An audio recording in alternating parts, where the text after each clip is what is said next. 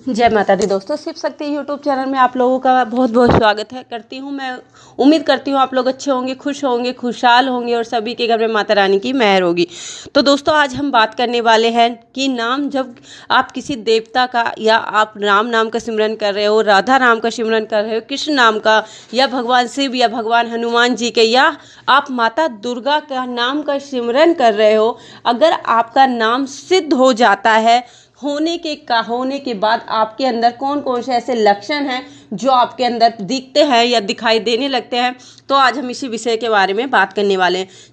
जब हम किसी नाम का सिमरन करते हैं, वो 1 करोड़ जप के बाद, 1 करोड़ सिमरन के बाद वो जो मंत्र नाम है वो सिद्ध हो जाता है।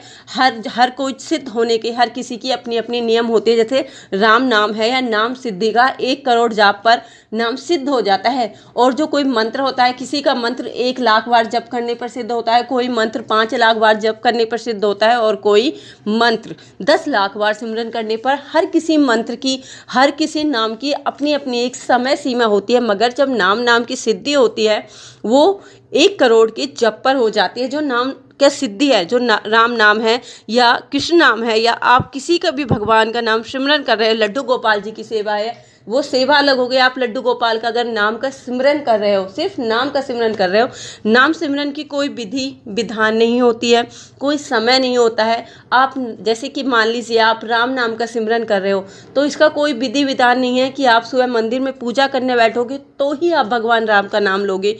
ऐसी कोई विधान नहीं है कि आप कहीं जा रहे हो तो आप भगवान का नाम नहीं ले सकते।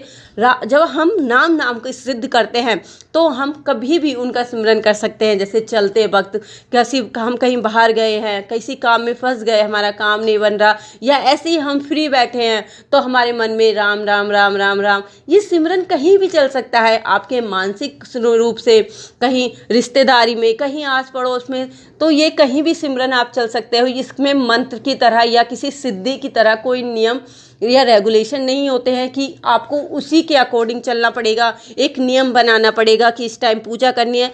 नाम का सिमरन आपके मन पर, आपकी भाव पर सिद्ध होते हैं कि आप उनको कितने सच्चे मन से, कितने अपने हृदय से उनको पुकार रहे हैं, और वो आपकी विनती को कितनी जल्दी सुनते हैं।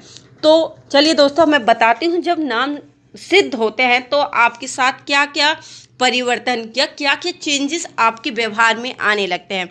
सबसे पहले, जब किसी के नाम का आप सिमरन करते हैं और वो नाम सिद्ध हो जाता है, तो आपके व्यवहार में बिल्कुल परिवर्तन आ जाता है। मतलब कि आपके सोचने समझने की जो क्षमता है उनमें, जिसका भी नाम का सिमरन, जैसे कि माना कि आपका राम नाम का सिमरन सिद्ध हुआ है, तो आपके व्यवहार में उनके जैसी छवि आने लगती है। पूर्ण नहीं बोल सकते कि पूर्ण व्यवहार उनके जैसा सकता है, क्योंकि वो भगवान राम थे और हम एक सामान्य तुच्छ मनुष्य हैं। हम पूर्ण रूप से हम कभी भी हम उनका स्थान नहीं ले सकते हैं, मगर आपके व्यवहार में उनके व्यवहार की छवि आपको दिखाई देने लगती है।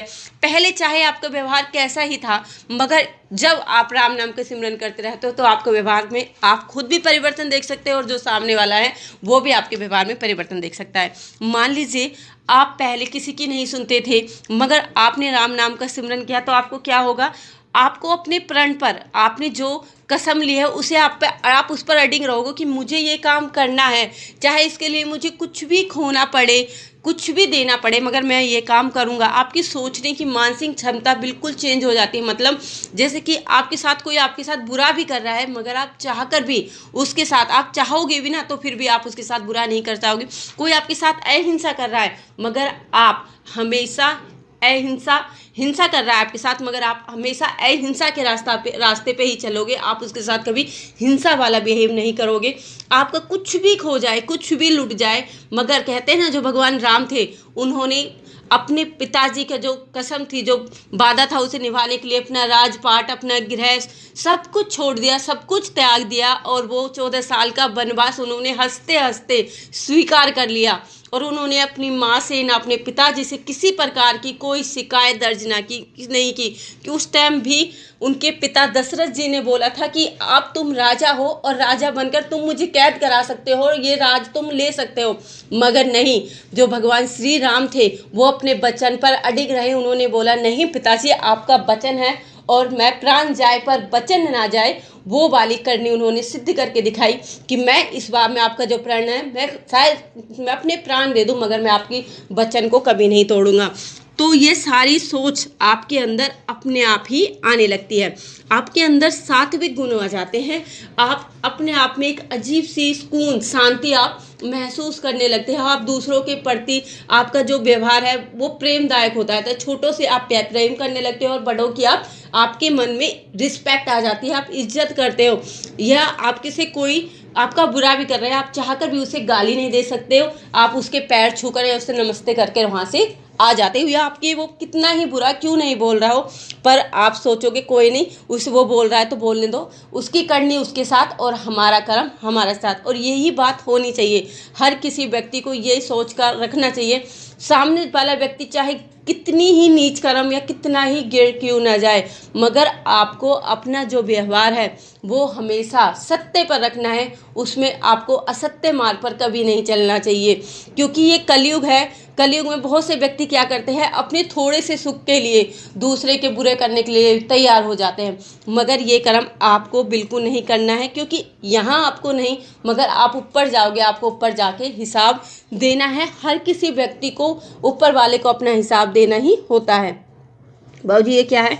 भगवान से जुड़ी चीज़ें, कलर, कपड़े, भजन, लोग अच्छे लगते हैं। भगवान से जुड़ी चीजें पसंद आनी शुरू हो जाती है। भौतिक कर्जा होने लगता है। ये क्या है? भौतिक कर्म, सफलता, आनंद। जैसे काम धंधे में यार ये बहुत ही काम है ना।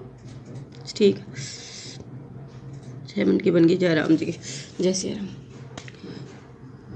ये तब चल रही। तो आज मैं काट दूँ, सेव कर दे।